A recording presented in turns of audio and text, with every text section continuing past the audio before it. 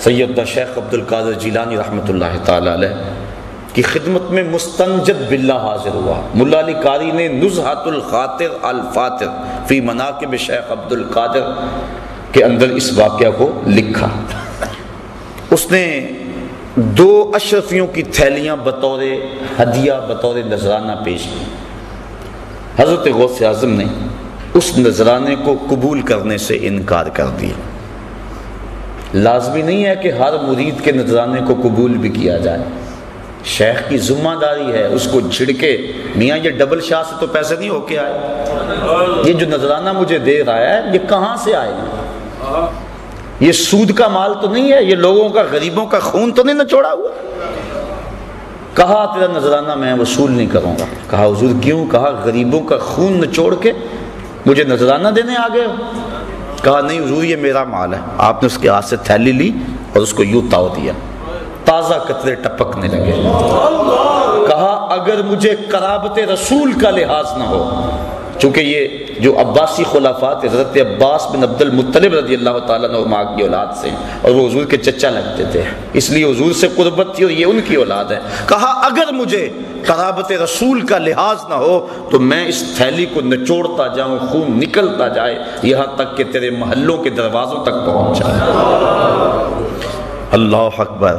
تو یہ بات سمجھ میں آ گئی کہ یہ نہیں ہر ایک سے نذرانہ قبول کر لے۔ پھر سارے ایسے بھی تو نہیں ہوتے کہ جن سے نذرانہ لیا جائے، کوئی ایسے بھی تو ہوتے ہیں جن کو دیا جائے۔ یہ جو تصوف کے اندر نذرانے کا تصور ہے، میں اس پہ بڑا غور کرتا رہا ہوں کہ یہ کیا ہے، اور میں نے تصوف کی کتب اور بزرگوں کی جو مجھے صحبت نصیب ہوئی اس سے جو میں سمجھا ہوں وہ یہ ہے کہ نذرانے کا تصور جو صوفیاء دیتے ہیں اس کا مطلب یہ ہے کہ جو شیخ ہوتا ہے وہ ایک ماں کی حیثیت ہوتی ہے، اور اس کے کچھ غریب مرید ہوتے ہیں، کچھ امیر ہوتے ہیں، عزت دار ہوتے ہیں جو کسی کے سامنے دکھڑا بیان نہیں کرتے۔ پیر کو انہوں نے بتایا ہوتا ہے دعا کے رنگ میں کہ میرے لیے دعا کر دے۔ اب تصور نذرانے کا یہ ہے کہ امیروں سے لے اور غریبوں کو دے، یہ نہیں ہے کہ غریبوں سے بھی چھینتا چلا جائے، وہ تھا بیچارہ پہلے ہی پریشان۔ حضرت علامہ اقبال علیہ رحمہ کا بڑا معروف واقعہ ہے کہ آپ جب مکلوڈ روڈ پہ ہوتے تھے تو وہاں ایک پیر صاحب اس دور کے آپ کو ملنے کے لیے آئے۔ ان کا ایک مرید تھا قلعہ گجر سنگھی لاہور میں۔ اس کو جب پتہ چلا کہ میرے پیر علامہ صاحب کے مہمان بنے ہوئے ہیں تو وہ سفر کرتا ہوا علامہ صاحب کے پاس پہنچا اور اپنے پیر صاحب سے عرض کی کہ حضور 100 روپیہ قرض ہے۔ اس وقت جو ہے 100 روپیہ بڑی اہمیت کا حامل تھا، اور بیٹی کی شادی بھی مانگ رہے ہیں جن کے ساتھ رشتہ کیا ہوا ہے، اور مقروض بھی ہوں، بڑا پریشان ہوں، آپ کا سنا حاضر ہوا، آپ دعا فرما دیں۔ انہوں نے دعا فرما دی، مرید کو اجازت دے دی، وہ جانے لگا۔ اس نے جیب میں ہاتھ ڈالا، 10 روپے کا نوٹ نکالا اور پیر صاحب کو نظر پیش کی۔ جب نظر پیش کی تو علامہ اقبال زیر لب مسکرا پڑے۔ وہ چلا گیا، پیر صاحب کی نظر بھی بڑی تیز تھی، چونکہ پیر بڑے تیز بھی ہوتے ہیں۔ تو انہوں نے کہا کہ حضرت یہ عجیب بات تھی، آپ مسکرائے کیوں؟ تو علامہ صاحب فرمانے لگے جناب میں آپ کی دعا کی قبولیت پہ مسکرایا، خوش ہو کے۔ کہا وہ کیسے؟ میری دعا کی قبولیت کیسے ہوگی اسی وقت؟ کہا حضرت جب دعا نہیں کی تھی 100 روپے کا مقروض تھا، اور جب آپ نے دعا کر دی تو 110 کا مقروض ہو گیا۔ وہ بیچارہ تو ضرورت مند ہے اور دکھڑا سنا رہا ہے، بلکہ میں تو کہا کرتا ہوں کہ 2-3 مرتبہ جو آ کے دعا کا کہے اور کہے جناب قرض نہیں اترتا، وظیفہ بتاؤ، کوئی تعویذ لکھ دو، اگر پیر صاحب ثروت ہو تو اسے خود ہی خیال ہونا چاہیے کہ جو بار بار کہہ رہا ہے اس کا مطلب کیا ہے۔ سارے مانگنے والے سائل جو ہیں وہ ایک جیسے تو نہیں ہوتے، ہستی پلکوں کے نیچے غم بھی پلتے ہیں، مگر کون دیکھتا ہے اتنی گہرائی میں۔ حضرت ابو ہریرہ رضی اللہ تعالیٰ عنہ فرماتے ہیں مجھے سخت بھوک لگی اور حد ہوگی بھوک سے، میں آ کے ایک جگہ پہ بیٹھ گیا کہ یہاں سے کوئی گزرے گا اور میری حالت دیکھے گا اور مجھے کھانا دے دے گا، مانگنا تو میں نے ہے نہیں۔ کہ حضرت ابو بکر صدیق گزرے، میں نے ایک آیت کے بارے میں پوچھا، انہوں نے بتا دی اور چلے گئے۔ میں نے کہا میرا مسئلہ تو حل نہ ہوا۔ پھر حضرت عمر فاروق آئے، میں نے پھر ایک قرآنی آیت کے بارے میں پوچھا، انہوں نے بتایا اور چل دیے۔ پھر دل و قلب و نگاہ کا مرشد اولین آ گیا۔ میں نے حضور سے مسئلہ پوچھا، آقا کریم نے دیکھا اور مسکرا کے کہنے لگے ابو ہریرہ بھوک لگی ہے؟ میں نے کہا ہاں حضور مجھے بھوک لگی ہے۔ کہا میرے ساتھ آ جاؤ۔ اللہ اکبر۔ آگے وہ حدیث واقعہ طویل آپ نے سینکڑوں بار سنا کہ دودھ کا ایک پیالہ تھا۔ ابو ہریرہ کہتے ہیں کام بن گیا، لیکن کہا جب باقیوں کو بھی بلا لاؤ۔ 70 بندے تھے بیٹھے جو صفہ کے چبوترے پہ تھے۔ کہا میں بلا کے لے گیا، دل میں تھا کہ اب تو دودھ کا پیالہ گونٹ گونٹ بھی نہیں آئے گا، لیکن جب پہلے نے پیا ختم نہ ہوا میری ڈھارس بند گئی۔ میں نے کہا حوض کوثر کی نہروں سے کنیکشن جڑ گیا، کام بن گیا، برکت آ گئی۔ 70 نے پیا، پھر کہا ابو ہریرہ تم پیو، میں نے پیا، کہا اور پیو، میں نے پیا، کہا اور پیو، کہا حضور اب تو بس ہو گئی۔ پھر حضور نے نوش جاں کیا۔ میرے استاذ المکرم فرمایا کرتے تھے کہ یہ تو بیان کرتے ہو اور اس بات سے لطف لیتے ہو، اور صحیح لطف والی بات ہے کہ ایک پیالہ 70 کے لیے کافی ہو گیا، لیکن یہ بھی تو دیکھو 70 کا جھوٹا کونین کا سردار پی رہا، 70 آدمیوں کا جھوٹا دو جہاں کا سردار پی رہا۔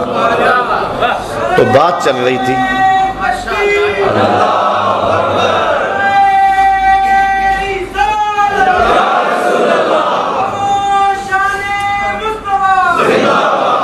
تو علامہ اقبال نے کہا میں اس بات پہ ہنسا ہوں کہ آپ کی دعا قبول ہو گئی۔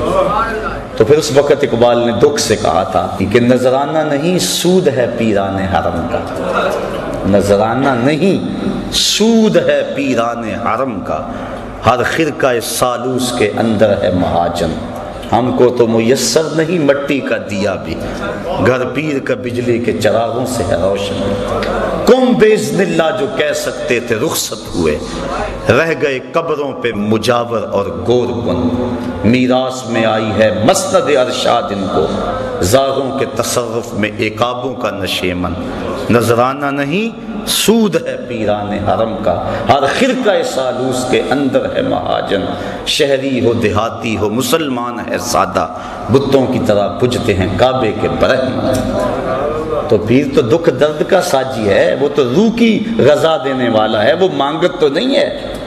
پہلے وہ کہتے ہیں پہلے بزرگوں کی نظر دل پہ ہوتی تھی، اور اب دل کے اوپر جو لگی ہوئی جیب ہے اس پہ ہوتی ہے۔ جو امیر ہوتا ہے، امیر بھی جان رہے ہوتے ہیں کہ یہ ہمارے ساتھ کیا ہو رہا ہے، اس کو اندر لے جایا جاتا ہے اور حجرے خاص میں بٹھایا جاتا ہے، اور جو غریب ہوتا ہے اس کو کہتے ہیں تو اس درخت کے پاس بیٹھ جا اور 1.25 لاکھ مرتبہ یا حیو یا قیوم پڑھ، اور وہ کہتا ہے مجھے رضا صاحب نے وظیفہ بتایا ہو میں اس لیے یہاں بیٹھا ہوا ہوں، وہ تو تجھے اپنے سے جو پیچھے ہٹا رہے ہیں۔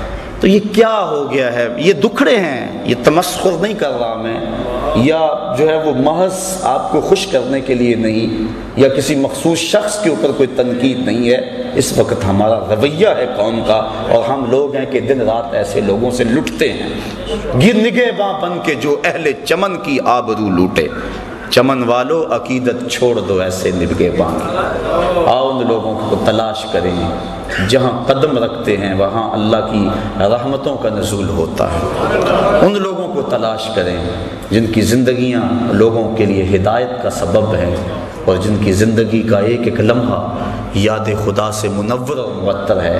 ایسا نہیں ہے کہ ایسے لوگ ہیں نہیں، بعض تو کہتے ہیں میں تو ڈھونڈتا رہا مجھے تو ملا ہی کوئی نہیں، پتہ نہیں تو نے کہاں سے ڈھونڈا ہے۔ اللہ اکبر۔ بستے ہیں یہاں کچھ ایسے پراگندہ تباہ لوگ بھی، افسوس کہ تمہیں میر سے صحبت نہیں رہی، جن سے مل کر زندگی سے عشق ہو جائے وہ لوگ آپ نے شاید نہ دیکھے ہوں مگر ایسے بھی ہیں۔ ہم نے کپڑا لینا ہو تو ہمیں پتہ ہے فلاں دکان سے صحیح ملتا ہے، سارا شہر چھوڑ کے وہاں جاتے ہیں کہ نہیں؟